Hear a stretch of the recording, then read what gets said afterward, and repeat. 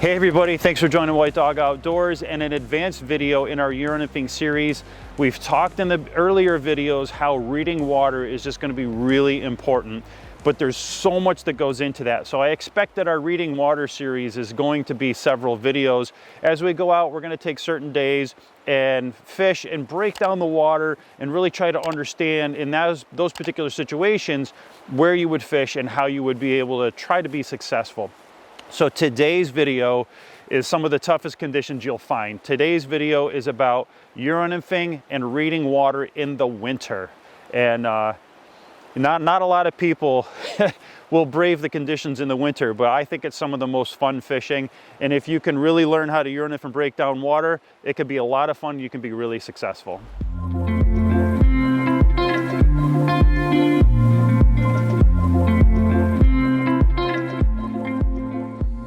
All right, so before we get into breaking down the water, let's talk a little bit about safety, because in the winter, it's really important to make sure that you have all your bases covered in terms of safety, right? So the first thing is making sure that you're dressed well and that you stay warm.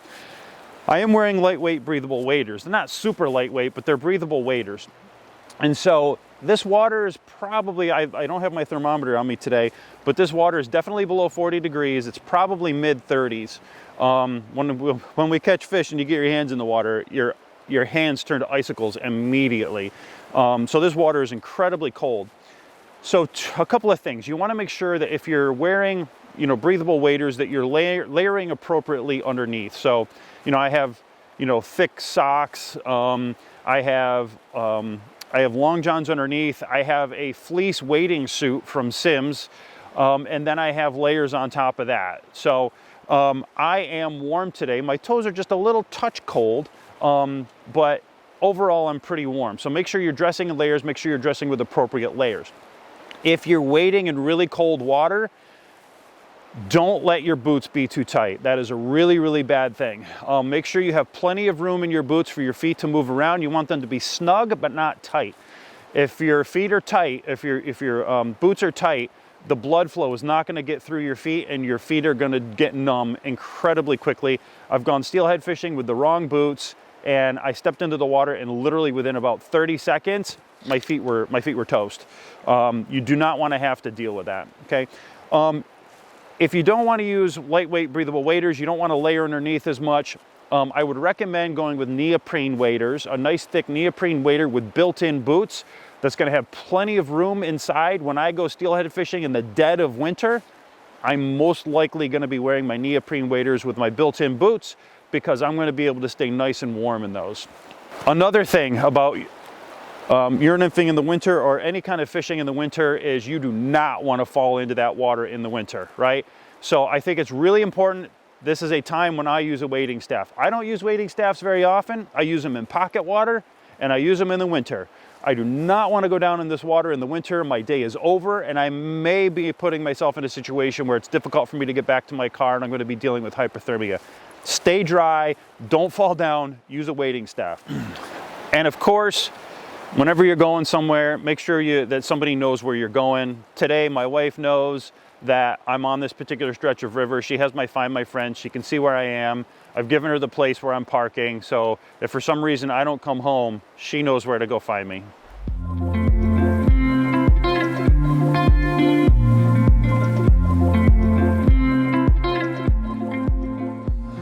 All right, so when we're breaking down water in the winter, let's go back to some of the basics, right? In volume 1 of the Nymphing series, we talked about trout behavior and 3 things that those trout were going to need. Number 1, those trout are going to need protection. They're going to need safety, right? So we're looking for something that's potentially a little bit deeper. The next thing is they need to have food brought to them. They don't want to be exerting a lot of energy swimming around. That is much more so in the winter.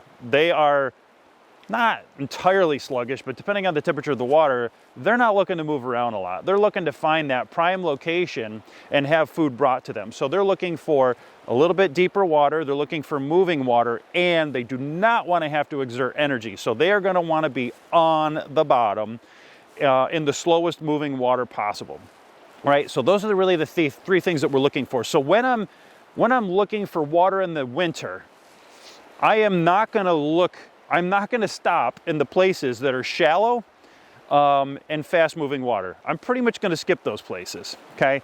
I'm going to be looking for those deeper areas that have that slower water that's going to provide that protection. It's going to keep them from having to exert energy, and it's going to bring that food to them. Those are my really big keys in any kind of cold water situation.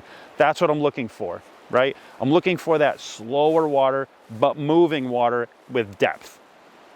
All right, so one thing that we haven't talked about is that different species of trout can behave differently. Sometimes they like different things. And so in my waters, I typically fish browns and rainbows. So when we're euro nymphing, that's really what we're targeting. Browns typically tend toward that slower, deeper water. They can be in fast water sometimes, but more often than not, I think you're going to find them in the slower areas, the deeper areas. Rainbows, though, do like faster water a lot of times, and you will find them in that faster water even in the winter. I've caught them in some places I really didn't think they would potentially be in the winter, but sometimes they do like that faster water if there's slower water underneath. Okay, so brown trout, look for the slowest, deepest stuff. Definitely fish that for both browns and rainbows, but don't be afraid to explore some of the faster water around there if it has depth for those rainbows, because sometimes you will find them as well. All right, so like I said, today is going to be all about searching the river and looking for those spots that are going to be more likely to hold fish. And so we're gonna take the camera with us today, and we're gonna focus in on certain very specific spots. We're gonna talk about those spots. We're gonna break those spots down a little bit, and then we're going to figure out where our most likely places are, and we're gonna see if we can get lucky enough to find some fish in some really cold water today.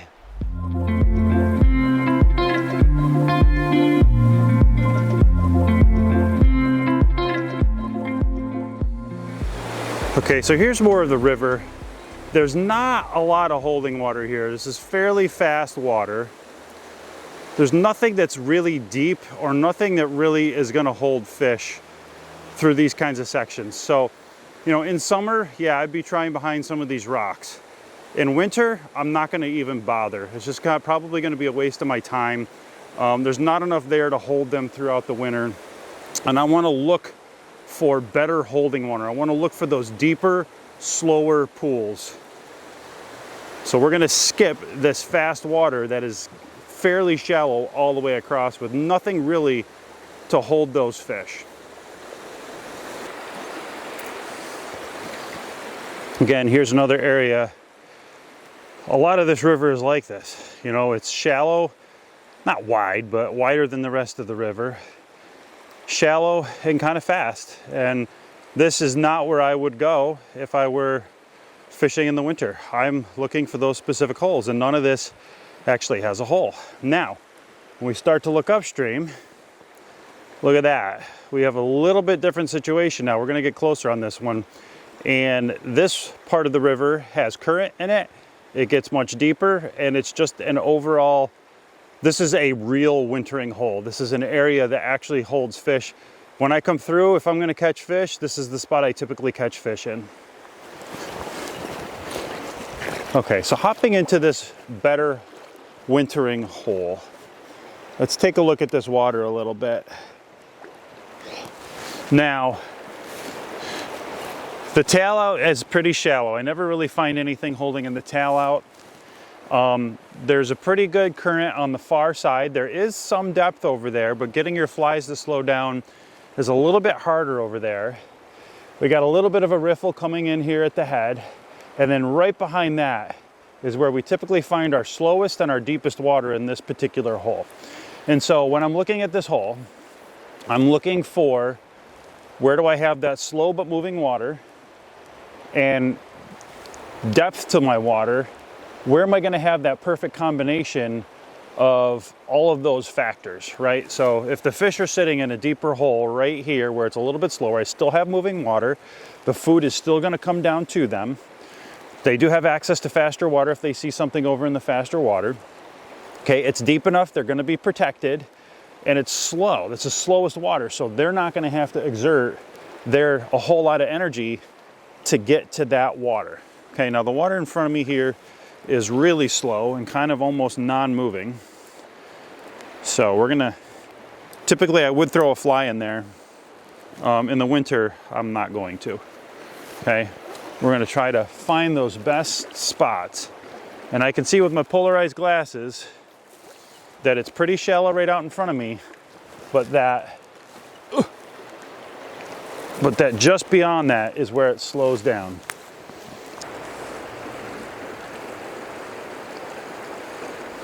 Oh, I thought I felt something there. That might have been a fish.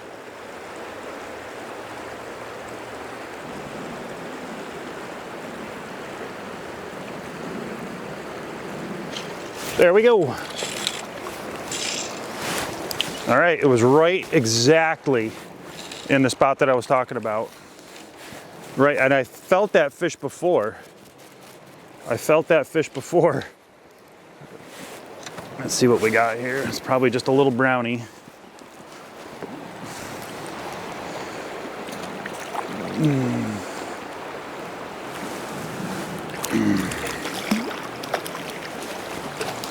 Oh my God, let's land it this time, buddy. Okay. All right, so this water is frigid.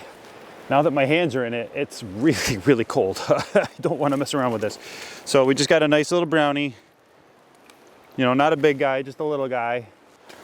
All right, so like I said, wintering hole, slow, deep, still has current throughout, and has a stretch that has a little deeper cut in it. And, you know, it's providing everything that those fish need. It's providing plenty of safety. There's plenty of deep water out there for them in the winter. They don't really have to worry about any predators. It's got current, so it's still gonna bring that food to them. There's a nice little riffle up above that has, you know, stone flies and different caddis flies and all sorts of stuff like that it's gonna wash down to them. And then in this particular spot, in the winter, you're really looking for that one, sometimes you're looking for that one best spot in the pool. And this is one of those pools that's exactly like that. There's a spot out here where it really comes in and then it drops. And that is every time in the winter, that is where I catch the fish here. So look for those particular places where that line's gonna come in and it's gonna slow down and go really slow along the bottom. Those are gonna be your best places in the winter. And again, that's where I always have luck in this particular spot in the winter. So I was only able to fly the drone over one hole because I ran out of battery on my phone, but I figured since I had drone footage of this particular hole, we'd break it down a little bit further and really kind of see where those fish hold and why. So we're going to start at the tail of the pool. I'm actually kind of forward on the tail of the pool, but this is the end of the tail of the pool. You can see how shallow it is all through here. Doesn't typically hold fish. And we're going to run through this a few times. You notice we got fast water on the far side. We got shallow water with that nice light color here on the near side. We have a nice riffle coming in, and then we have an eddy kind of behind this rock that creates, you can see it's a little bit darker, a little bit slower. Okay, we got that nice riffle coming in. We're going to back it up a little bit and run through it again. We'll talk a little bit about it a little bit more in depth. So I'm going to stop it when we get up here closer to that hole. We're going to stop it right here. Okay, because that water coming in on the far side is definitely faster. It doesn't typically hold fish in the winter because it's a little fast. In summer, I can definitely find fish there, but I'm more likely to find them here in this eddy that's not moving as fast and it's a little bit deeper. Now you notice that shallow edge, you can see the color, that shallow edge comes right through here, right? I can pretty much walk right up to this. It's no issue. I'm not even really that much over my knee when I walk up to this. But this rock creates a nice little eddy, and then the current, between that eddy and the current, it has a nice little deep spot here. So again, I don't really catch fish over here in the winter, a little too fast. Don't catch fish here in the winter, it's too shallow and too slow. But this area right in the middle, it's got depth, it's got current, but it's slow. And like you'll even notice there's like a little bit of a light color that comes in here, and then it gets this little area right here is like a really darker spot. That is a little trough that a lot of times I'll cast my flies up into here, it'll come over this little ledge, and when it drops into here, it super slows down, and that's where I catch my fish.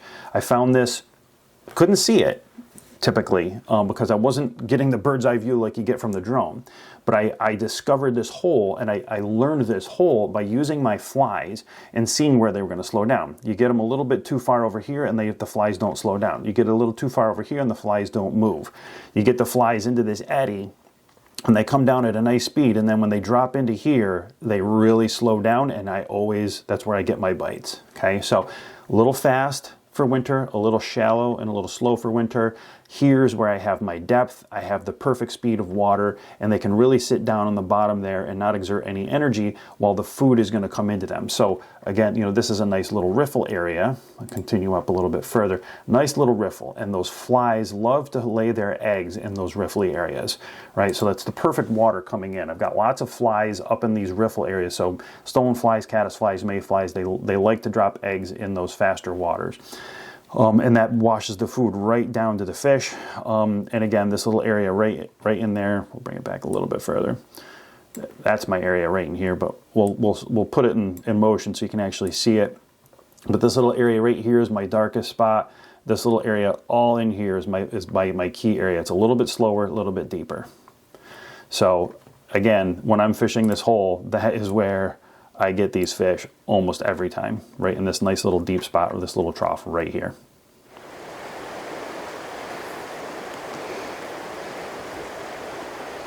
Well, we just found ourselves a friend. I saw some deer tracks. Hi. I saw some deer tracks, and we have a bit of a, I think he was bedded down right here.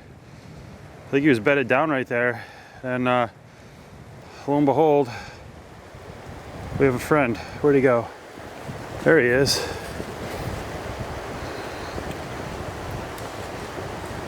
Don't go spooking my fish. So here's another spot that I'm going to try. It's hard for you to see this here. There's a nice little shallow area out there that I'll be able to fish from, but this is actually quite deep coming in. And you notice how much cover there is. There's a big log laying down in here, and there's this pretty good depth in there. And when most of the other river around here is, you know, not something that's going to hold water. It's flat, it's kind of fast, it's shallow. Like all around here is fast, flat, shallow water. And then boom, right here, I've got an undercut, I've got cover in the water, and I've got depth. So we are going to see, I think I should be able to get into position out there where it's a little bit shallower to be able to fish this. And we're going to attempt that. All right, so this is an interesting spot. We showed it from the other angle. There's actually quite a bit of shallow that leads up to this, and I want to be somewhat careful as I come up to this. I'm going to stalk this spot because I don't want to blow up. I don't want any fish to see me. I got quite a bit of shallow up here.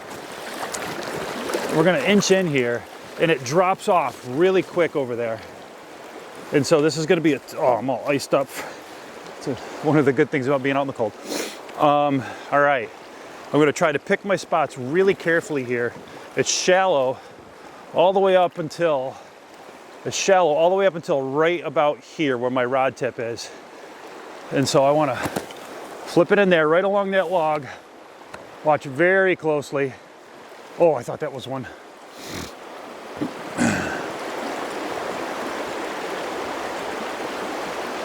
Whew. God, I'm just like expecting to catch fish here. It's awesome. Try to get it up in there as early as I can. Give it time to get down. Oh, I thought that was one again. Felt like it. Once it gets down there, it gets heavy.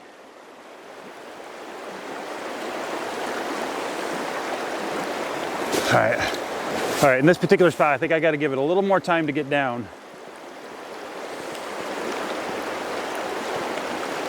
God, what did I get, bottom? Son of a gun.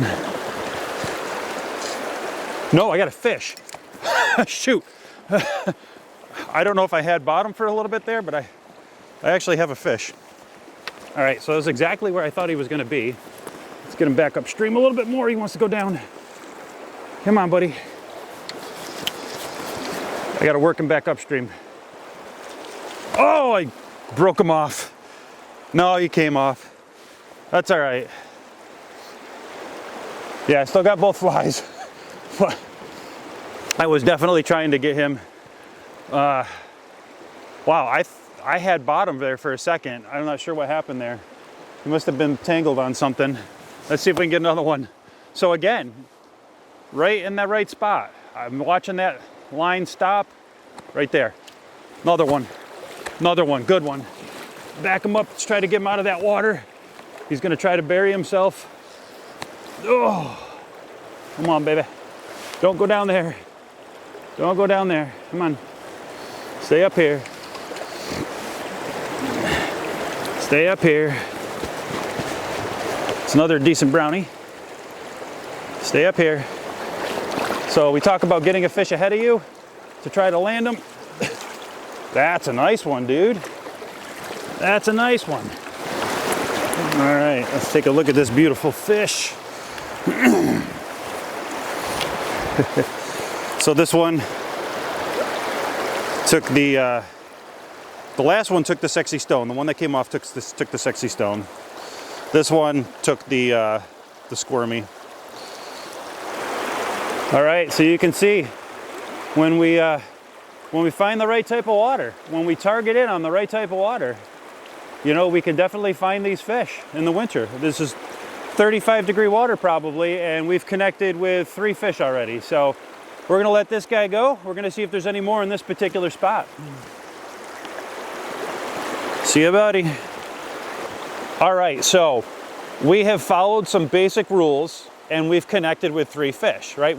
We've skipped a lot of the water that was not gonna hold fish, and we've keyed in on certain areas for areas that definitely will hold fish, right? And so I know I keep saying this, but you're looking for that slowest, deepest water possible. Here we go. Here's a great area, slowest, deepest water. All the water surrounding this, couple hundred yards downstream, couple hundred yards upstream, shallow and flat and fast. It's not gonna hold fish.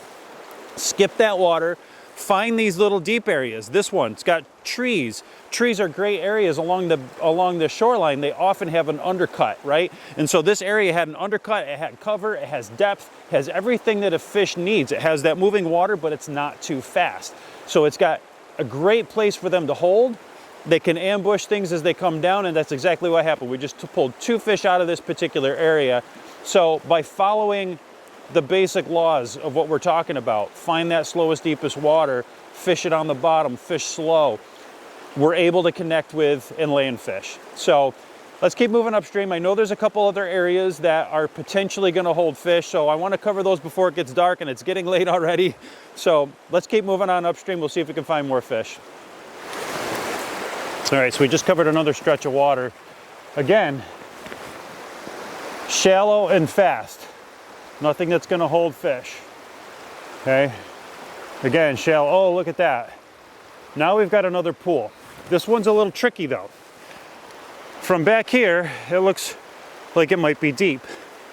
And it is, but this hole is a little tricky in that it actually stays really fast and fairly shallow through a lot of it. And so your flies don't slow down anywhere as much as you think they should.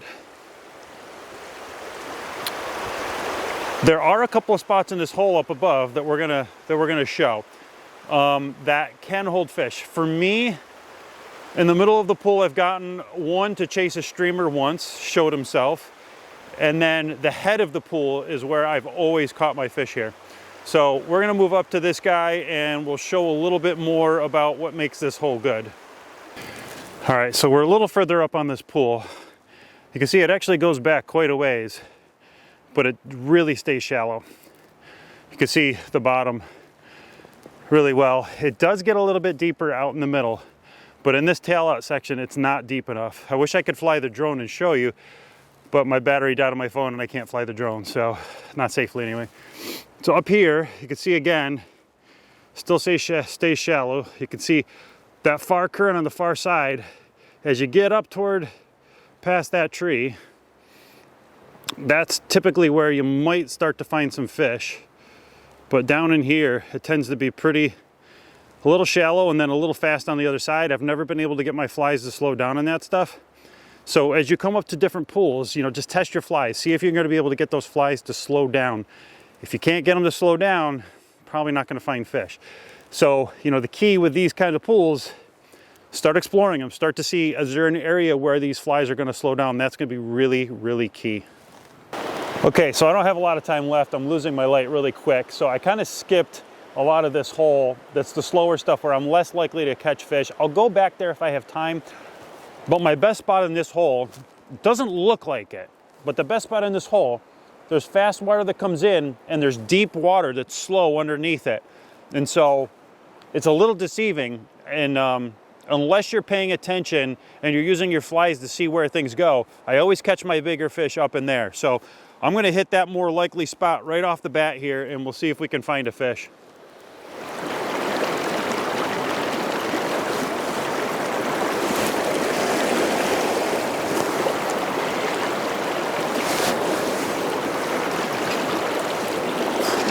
There we go.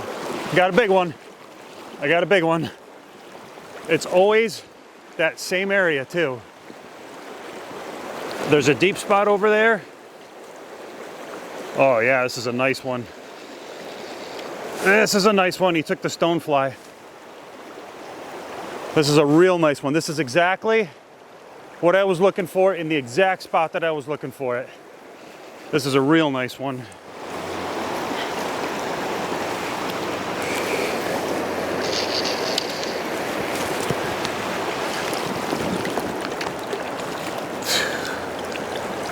No, this is a different fish. This is not the biggest fish I've caught in here. All right, we got another good fish. This one took a sexy stonefly. That is a nice brownie. That is definitely a nice brownie for the winter. This is not the one that I thought might be in here. I've caught a really, really big one in here, but this is still a really good fish. Definitely happy to have caught him. And again, we followed the rules. We searched the water and we found the areas where we were likely to find this fish. So let me get this guy unhooked. He ate this guy big time. All right, we are definitely happy with that fish. And that is going to wrap up our day here. All right, so we've connected with several fish. You know, the temperature's in the low 30s. It's below freezing now because my guides are all icing up. This water temperature is about 35, 36 degrees. And we've still been able to connect with a bunch of fish today. I think, what'd we do? We landed 3 or 4 fish we landed. I think we connected with 4 or 5. But you know, that's a great day when you're fishing in the winter. Winter fishing can be really, really difficult. But if we follow the basic principles, skip that water that's not going to be productive. Focus on the water that is going to be productive. Look for those specific areas that are going to be your best possible areas for catching fish, and use your flies to search that water. Are your flies slowing down, or are they pushing through fast? There were a lot of good areas today where it looked like it was going to be really good, right? But when we tested our flies, they just didn't slow down, right? And this particular hole is deceiving. You can't get your flies to slow down. Even though it looks amazing, you can't get your flies to slow down. But when you get up into the head of the pool where it actually looks fast, it actually cuts down deep and there's slow water underneath that fast water. And that's where we catch the better fish in this particular hole. So don't take for granted that the water on bottom is like the water on top, right? We talked about that in our previous videos. Look for that hydraulic cushion that's going to be slower. It might not appear slower, but it will be. And those are the areas that you have to find. Just like this area up here. It looked fast, but I find the slow area underneath, and that's where my fish is. Anyway, hope you guys have learned something from these videos. Again, we're going to have more videos coming in the advanced series. If you haven't watched the rest of the series, the Euro Nymphing series, the Bakes for Beginners, I definitely recommend you start there. We're going to link that down in the description. We're going to link we're going to have a playlist down in the description for the entire Euro Nymphing series. And anyway, you know, we did this video because of your feedback, so keep giving us feedback. Let us know what kinds of things you want to see. But hey, we're going to call it quits for now. I got to get out of here before my light completely disappears, and we will see you guys soon.